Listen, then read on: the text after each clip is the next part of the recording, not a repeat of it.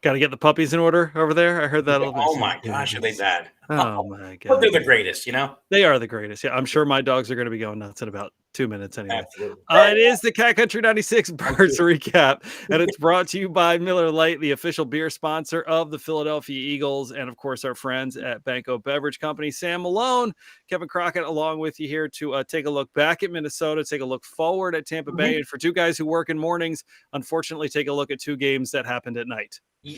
Great point. It's the way it is. The good news, though, Monday night's game is an hour earlier. Kickoff is at 7:15. That's right. That's right. There's some good news coming up with these night games. Been loving these little double-decker Monday night games, too, Yeah. to kickstart the season. That's been really fun. Yeah. Well, listen, we kind of left that Minnesota leading up to the game against Minnesota, left that Patriots game kind of going, all right, you know, got out of there, Right. got to win 1-0. Kind of feel the same about week 2, right? You know, it's fascinating. I think I'm going to give you a statistic that blew my mind as I was kind of looking at the numbers of the game. Okay. Yeah. Kirk Cousins throws for 364 and 4 touchdowns, no interceptions. He does that in 20 minutes of time of possession. The Eagles had the ball 40 minutes, of course, running the football, doing all that good stuff. Justin Jefferson, 11 catches for 159. I feel like if I had written that stuff down on a piece of paper and just told you, hey, here's the statistics from Minnesota tonight, this is what it's going to be, I feel like you'd be like, man, that game did not go well. Turn the flip side of it. DeAndre Swift goes for 175 on the ground. The Eagles control the line of scrimmage for the most part in the game and get a win. What was just kind of like your come away feelings from the win on Thursday night? That we still need to get our offensive passing game on stride. There's still that was my very first thought of, this is great. We can run the football. This is awesome. I love that. Looks like we found ourselves a running back. Although I don't know if Kenneth Gainwell is going back to being the starter. I haven't heard anything about what's happening there. But this is great. Now, if we can only get our passing game where it needs to be, I think we can be, right up there in conversation with, San Francisco looks awesome and the Cowboys look awesome. We're not quite at that level yet with all phases of offense. But, baby steps. Eagles running game looks absolutely great. Their passing game got a little bit better. We're getting there slowly but surely. But throwing in the whole, Cousins, threw 4 touchdown passes against the defense, where you were saying it's like, and it's the 20 minutes of time of possession, and you got 4 turnovers. You got the ball back 4 times. Now, Jake Elliott missed a 55-yard field goal, which he makes a 61-yarder. I mean, that's going to happen. There's the AJ Brown touchdown that gets called back. So you can convince yourself that it could have been, 44 instead of 34-28, but still, man, it feels like if you is the concern now, if you don't get 4 turnovers. Listen, that was Kirk Cousins for 364 and 4 touchdowns. You still have Josh Allen and Mahomes and all those quarterbacks ahead of you on the schedule. It's definitely a concern on the back end of the defense.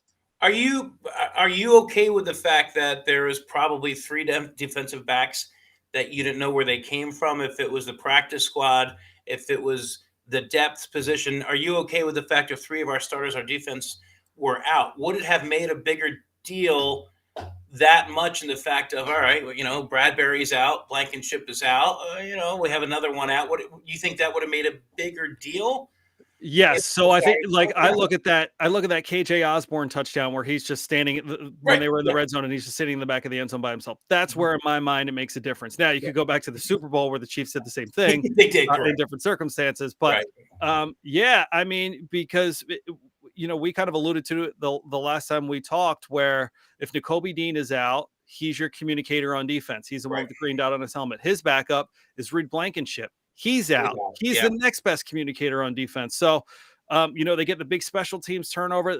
They did listen. You get 4 turnovers in a game, even if you give up 28, you'll take it. You want to get 4 turnovers any chance that you get to give the ball back to your offense. But yeah, I mean, it's still a concern for me going forward. That back 7, you'll get Bradbury back, but Avonte Maddox out for the year with that torn pec. That hurts. And quite literally. You get Reed Blankenship back, but credit to the linebackers. I thought the linebackers did play well against Minnesota, but that middle of the field was there for the taking. Justin Jefferson again with 11 for 159, and a lot of times with Darius Slay right on top of him. Justin Jefferson showed why he's the offensive player of the year in the NFL, making a lot of good catches.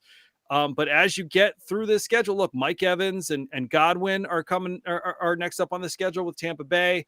The Rams have shown that they're ready to throw the football all over the field. Washington, Sam Howell has been throwing some darts early on in the season. I think very slept on has been the performance of Sam Howell as he kind of shakes some of those rookie mistakes, but also makes some throws that makes you go, kick and play. It's definitely a concern. The best thing you can do if that's the case is have your offense have the ball and drain the clock. Now, again, we're going to come back to, are you going to have the ball for 40 minutes a game and generate 4 turnovers, or are you going to have to play catch up and get yourself in a position where you have to throw the ball? Because in my mind, it felt like what Minnesota and New England both did was they said, okay, we're going to wait for you to get in 3rd and long. We're going to come up and show everybody at the line of scrimmage, and then we're going to try to make Jalen Hurts process. So either you're not going to pick up the blitz, someone's going to come free, or we're going to drop all 8 into coverage and we're only going to rush 3, but you're going to have to pick us apart. And that's where it felt like those times where we said Jalen looked a little skittish isn't the right word, but not really comfortable to make a throw. That's the observation that I had through the first 2 games is you get in 3rd and long against this team. You're either going to send more than they can block, or you're going to drop everybody into coverage and make him try to run and escape and do that. And so far they've just kind of skated by. They've gotten away with it. They have. And these defense, look at the huge rushing that we talked about the other Thursday night. Defenses aren't going to allow that. We're not going to get 200 rushing yards a game. I think it's safe to say we all know that DeAndre had an incredible game. So once they stop that run, this is going to be all up to Jalen. He's going to have to figure out, and the receivers, I'm not putting everything on Jalen Hurts. They're going to have to get open. He's going to have to start going to his to his tight ends a little bit more. They say, what do they say? The NFL is a copycat league. Look, the first game with Bill Belichick, obviously the Vikings copied what he did defensively against the Eagles offense. And I think it's like you're saying, it's going to continue. Teams are going to continue to do this until the Eagles figure something out with the passing game or get a little bit more creative on offense. I think they have to do, down in Tampa, prime time, they're 2-0 as well. You mentioned their wide receiving core. They're going to give the Eagles defense a hard time. The Eagles, I wouldn't mind if the Eagles did more of a ball control until they figure this out, rather than forcing something right now. If it works better, not to bring up the whole A.J. Brown Hurts discussion on the sidelines, but if it's working at this point and the Eagles are up 20-7, midway through the 3rd quarter, and they're running the football and taking more time off the clock and first down after first down, that's fine. Go with it. Don't force anything. Maybe this is the year that the Eagles running backs are the big story in the NFL rather than Jalen Hurts. I'm just throwing that out. Sure. Just keep on running the football until they take that away from you. Sure. Then, of course, you have to get more creative and do what you have to do. But typically the Eagles aren't going to come out and run the football like they did Thursday night. That's not their style of offense. I get that. It just happened to be working. So keep going with what's getting you there at this point. Sick Country 96 Birds Recap. It is brought to you by Miller Lite, the official beer sponsor of the Philadelphia Eagles, and BANKO Beverage Company. Big thanks to our guys over there at BANKO Beverage Company. Yeah, to your point, if you're, but to establish a passing game a little bit more, right? Minnesota then had to bring more people down in the box, had to play a little bit closer to the line of scrimmage. That's when you get Harrison Smith flat-footed and you get Devontae Smith over the top. So that's obviously going to help your offense. It feels like it's really impacted the RPO.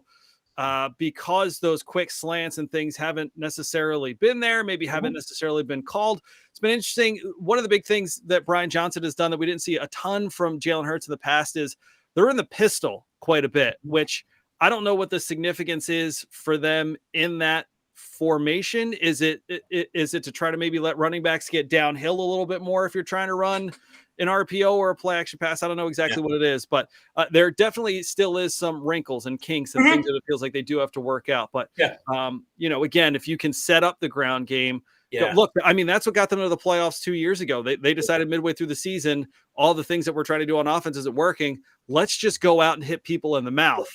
Now, that was before you had A.J. Brown that can make, that can turn a play action pass. That's a slant for 7 yards into 60. Right. You've got more weapons on offense, sharper weapons on offense. Obviously, Devontae Smith, a more polished player than he was 2 seasons ago. Dallas Goedert, a more polished player than he was 2 seasons ago. So really, it does feel like that. It feels like let's be patient. get the offense going, establish it's the oldest trick in the book in the NFL. Establish the ground game. It's going to help you set up more over top. Yeah, and that's the thing. We're not in any hurry. Every single team has 15 more games to play this year. We're not going anywhere. Do this the way we have to do it. You have what they have 10 days off between Thursday and Monday. Right. Yeah. Right. They're going to be figuring stuff out. Well, you hope they're going to be figuring stuff out, taking it to the game on Monday night in Tampa Bay. Just figure it out. Do what you have to do. But you brought up Devontae Smith. He, through the first 2 games, I don't know, are they double covering A.J. Brown a little bit? I'm not sure, but he's finding ways to get open. He's making, establishing yards after the catch, which obviously is very important. He is right now only through 2 games of the year. He's, DeAndre Swift only played 1, but through 2 games of the year, well, he played 2, but only active really. Right. Devontae Smith right now is the best player on offense. I mean, my opinion, but he is having himself, if he keeps up these numbers, I mean, the guy's having himself an incredible year. Now we got to find a way to get A.J. Brown back involved in the offense, sort of like last year, or sort of like Devontae is this year. Yeah, I mean, and you go back to that Patriots game, it was that kind of A.J. Brown drive that helped them get those points there at the end.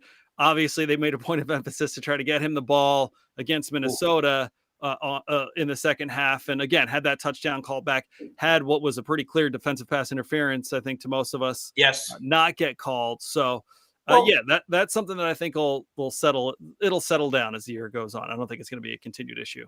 I have a question for you. When they showed A.J. Brown talking with Jalen Hurts on the sidelines out of frustration, did you know, sitting on your couch, that the next play was going to A.J. Brown? As an Eagle fan, I knew they were going to A.J. Brown. And if I'm sitting here thinking, it's going to Brown, the defense is lining up on A.J. They see everything as well. I think that could have been, because it could have been picked off. They were kind of gearing for that. Was a play where I thought, now is the perfect time to run the football again, because everybody thinks it's going to A.J. Brown. And it did. It was incomplete, obviously. But just sitting there thinking, this is going to A.J. next. But I think, I'll say this. I don't remember exactly what coverage that was that Minnesota was in at that time. Mm-hmm. I get if Nick Sirianni and Brian Johnson and Jalen Hurts talked and they're like, all right, we're going to try to get the ball to AJ. If he's in man coverage, if at worst, you're probably talking about a 50-50 ball with AJ, and AJ is probably much better than whoever's across from him anytime he's out there. So your odds are probably better than that. So if a team's sitting in an obvious zone coverage, and you throw a short pass and they're sitting in a cover 2, not a great idea. If you have the conversation before you go out there and say, hey, if they're in man and it, and we run them, if I can't remember exactly what happened in the beginning of the play, you run motion, see that they're in man, that he's in man, stick it to them. Just give them, let them know you're thinking about them. And again, I appreciate the competitive nature of AJ Brown. Would you like to see that in the locker room, or would you like that to be somewhere else, not on the sideline of a primetime game? Of course you would. There were reports that those guys were out to dinner that night, the next night, something to that effect, being the same. Jalen and AJ, of course, that's what you want. And if you saw what Jalen was just kind of saying, like, I got you, bro, I got you. I'm sure Jalen's probably feeling like he'd love nothing more than to get AJ 8 catches and 100 yards and a touchdown. So, I don't read too much into that moment. But I think because I think they all think, I think they're reflecting the same way that, and you can say it about teams around the league.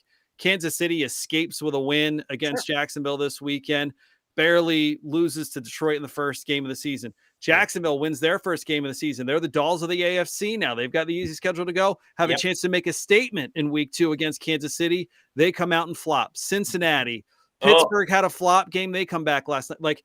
You look at the landscape and there's some 2-0 team. San Francisco looks great. Dallas looks great. Miami, I think, looks really good. You look at some of the 2-0 teams that are out there in the league right now, and you look at some of the, if you want to talk about, well, Jalen's not on his game. Look at Mahomes' stats so far. Look at Burrow's stats so far. Look at Josh Allen's stats so far. You're talking about the guys who are, quote unquote, the upper echelon of quarterbacks in the NFL. Right. And, I think if you ask Jalen if he would have loved better performances the first 2 games, he would say yes. But as hard as we're being on these guys, and again, that's because the expectation is Right. you went to the Super Bowl last year. The expectation is to be back there again this year. Yeah. In my opinion, it could be worse given all of the things that have Sure. already happened 2 weeks through the season. It could be worse. It could look worse. You're 2-0 getting ready to play on Monday Night Football with the shot to Right. go to 3-0. And speaking of worse, not only record wise or stat wise or anything like this, we have been, for the most part, Avonte Maddox, unfortunately, looks like he's done for the year. So that one's really going to hurt the defense. They're going to have to pick up somebody, but injuries overall, we see them, all around the league. And for the most part, I'm going to knock on wood. I shouldn't have done that. Now they think I actually did that. For the most part, and again, I'm going to do it. You should have knocked on Formica. Yes, I should have. Yeah. Yeah. Hopefully everything, the way Jalen has been running these past 2 games, especially the night game, the Thursday night game, he's taken some hits early on in the second game of the year. So let's just, hope everything injury wise stays our way. And Tampa Bay is going to come with it. Tampa Bay is definitely going to come with some heat, and they've played really well defensively the first 2 weeks. They've played Minnesota, so that film is going to be very familiar to watch for both of those teams. Common opponent. We're going to look at this, see what we can take away, see what worked for the Eagles against Minnesota, see what worked for Tampa Bay against Minnesota, and both sides are going to have to kind of figure out what they're going to do with what worked and what didn't work in their respective games against Minnesota. Todd Bowles has always been tough on the Philadelphia Eagles. Always. And with Devin White, Levante David, Winfield, like they've got some really nice players there in Tampa Bay that can really make an impact. We saw them score a defensive touchdown. The Chicago Bears are. Yeah, they're surprising. I thought they would have been a better team. I would agree with that. They've been really bad, but like really bad, like holy cow bad. But again, a credit to Tampa Bay and that defense and doing the things that they're doing. It's going to be imperative that the Eagles establish a run game early on in this game because we haven't seen them have to play catch up yet. That's been the big thing they haven't done.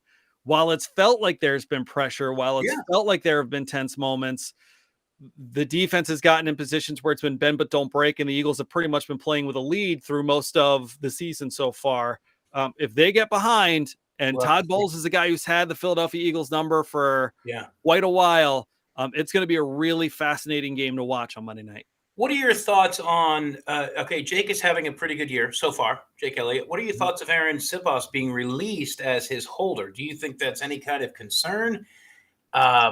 Do they have a chemistry? Because I've thought about that. I'm like, maybe now's not the time. He's not having a bad year. He had couple pretty good punts this year already.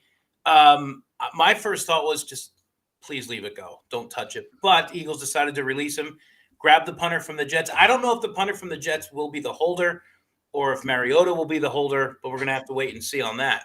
So, it's interesting because I was the same thought process with you. I think we talked about this a little bit going into the season with the first one. The first game was it might not be so much about punting as much as it is about how comfortable Jake Elliott, you could argue Jake, right up there with Justin Tucker and Harrison Butker as best kickers in the league. Sure.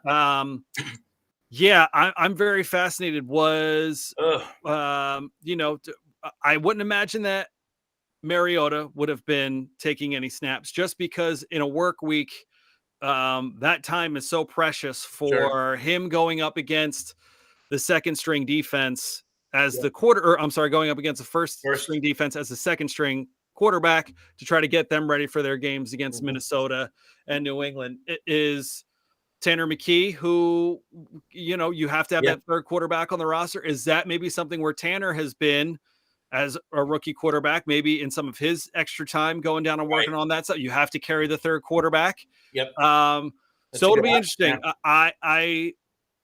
I don't know. That's something that I've thought about as well. And when you got a guy who's hitting from 61 and pretty comfortable, that is an interesting, but again, Aaron Siposs from a distance standpoint has been nice through the season or better than I certainly expected. Me too. But how was it drawn up? Was it, hey, we're going to try to pin them to the right or pin them to the left? Our coverage is going this way, kick it that way.